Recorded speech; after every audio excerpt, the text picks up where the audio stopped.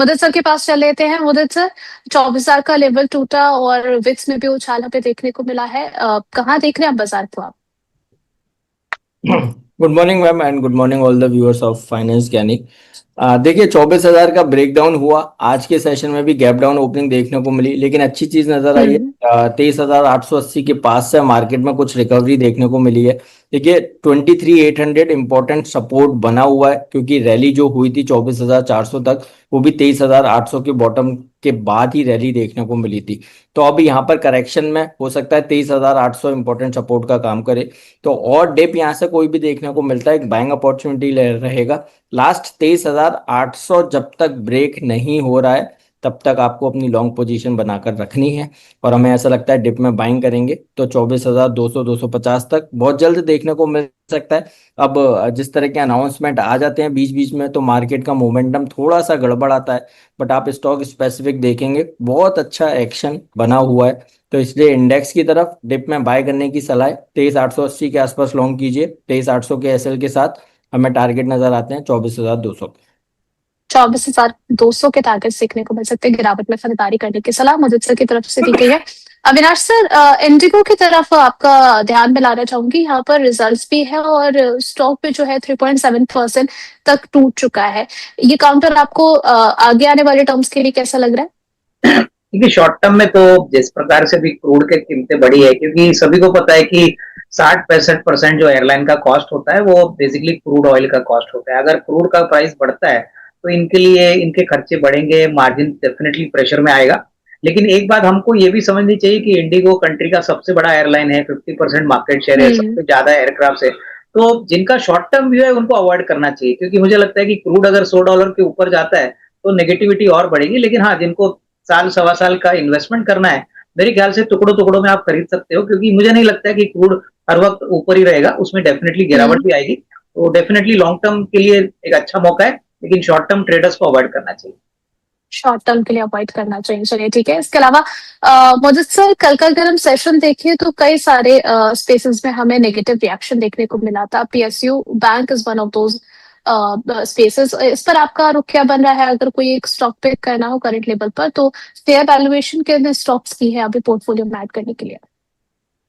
देखिए अगर fair value की बात करते हैं तो हमें लगता है इन लेवल्स पे पीएनबी अट्रैक्टिव बना हुआ है। पीएनबी में खरीदारी करने की सलाह हो सकती है। और क्योंकि अभी रिसेंटली स्टॉक में एक ब्रेकआउट देखने को मिला ट्रायंगल का, और उसको सस्टेन कर पा रहा है, +200 डेमा के पास ही सस्टेन हो रहा है।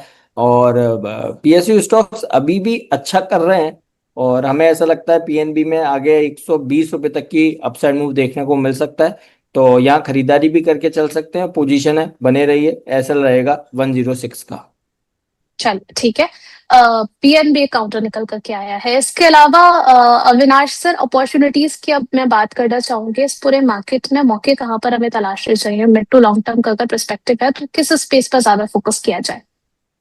नहीं, देखिए मेरे ख्याल से जो डोमेस्टिक सेक्टर्स है वहां पे फोकस करिए। आई मीन मुझे लगता है कि जो होटल स्पेस है, उसके बाद हॉस्पिटल स्पेस है, उसके बाद ऑटोज है, मुझे लगता है कि अभी भी ट्रैक्शन काफी मजबूत लग रहा है। अगर ऑटो की बात करें तो मुझे लगता है अशोक लेलैंड, महिंद्रा एंड महिंद्रा। उसके बाद हॉस्पिटल्स की बात करें तो यथार्थ हॉस्पिटल, पार्क मेडिवर्ल्ड। और मैं कहूंगा कि होटल्स में इंडियन होटल्स, ये डेफिनेटली अच्छे विकल्प है अगर नजरिया आपका थोड़ा सा मीडियम टू लॉन्ग टर्म। चलिए ठीक है। इसके अलावा मुदत सर, आप कहाँ पर अपॉर्चुनिटीज देख रहे हैं? अभी आपने कहा स्टॉक स्पेसिफिक स्ट्रैटेजी ज्यादा बेहतर है बाजार के लिए। किस स्टॉक पर नजर बना करके रखें? देखिए आज मैं दो स्टॉक लेके आया हूँ। इसमें से पहला काउंटर रहेगा हीरो मोटोकॉर्प का। खरीदारी करने की सलाह है। और स्टॉक में एक बार बड़ा सर्ज आ गया है। आप यहाँ भी खरीदारी कर सकते हैं। 5,100 रुपये के आसपास ट्रेड हो रहा है। 5,200 के टारगेट्स के लिए हीरो मोटोकॉर्प में खरीदारी करके चल सकते हैं। ऐसा रहेगा 5050 का। दूसरा स्टॉक रहेगा ठीक है जियो जी। फाइनेंशियल।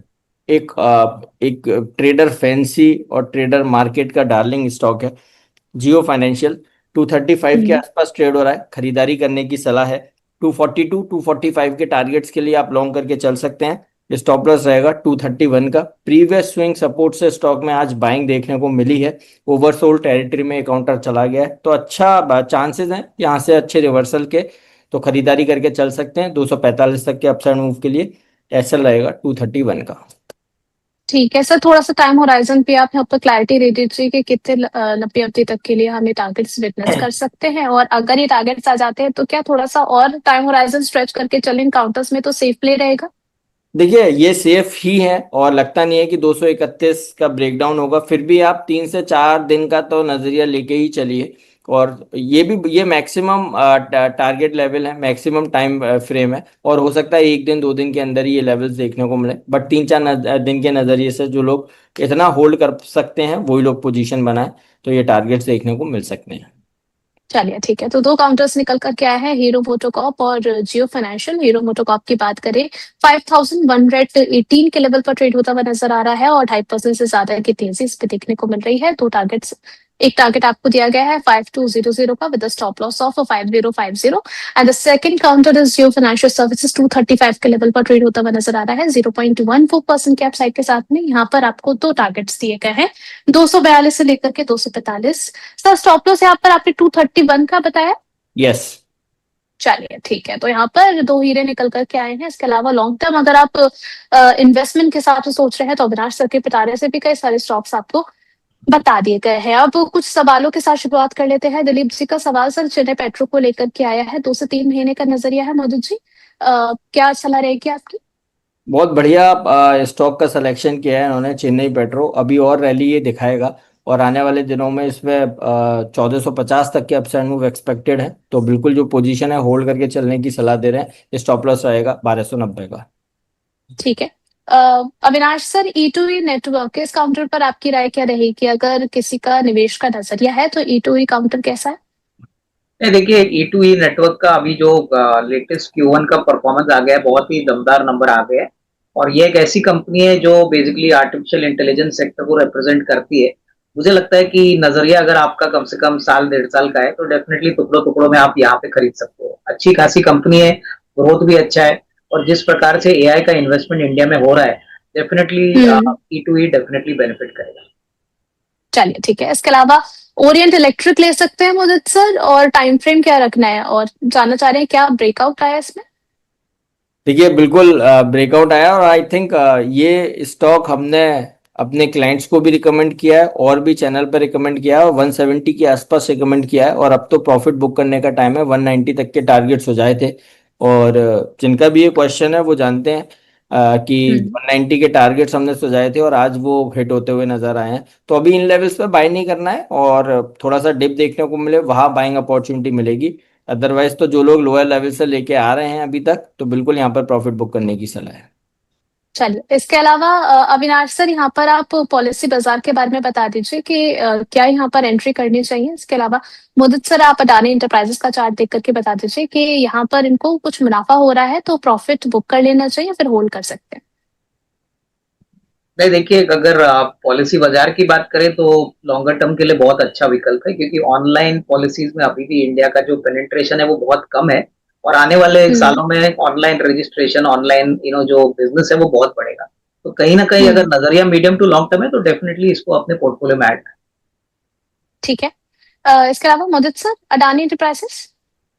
देखिए अडानी एंटरप्राइजेज में थोड़ा सा 3050 के स्टॉप लॉस से आप होल्ड करके चल सकते हैं, नया बाय करने की सलाह नहीं है। टॉप से स्टॉक में प्रॉफिट टेकिंग ही देखने को मिल रही है, और कहीं भी 3050 का अगर ब्रेकडाउन हुआ तो फिर और करेक्शन बढ़ सकती है, इसलिए नया बाय करने की सलाह नहीं है। लेकिन जिसके पास पोजीशन है 3050 के एसएल से आप होल्ड करके चल सकते हैं। और उर्वशी जी, अभी हीरो मोटोकॉर्प पर हमने बात करी थी, जी। 5100 के आसपास था और 5165 का उसने हाई बना दिया है। तो बिल्कुल 5200 के टारगेट्स हमने 3 4 दिन के लिए बोले थे, वो हो सकता है आज जब तक शो रैप अप करें तब तक ही वो देखने को मिल जाए। तो जिन्होंने भी टाइमली बाय किया हुआ है तो बिल्कुल होल्ड करके चलिए, 52 भी नजर आएंगे। चलिए ठीक है।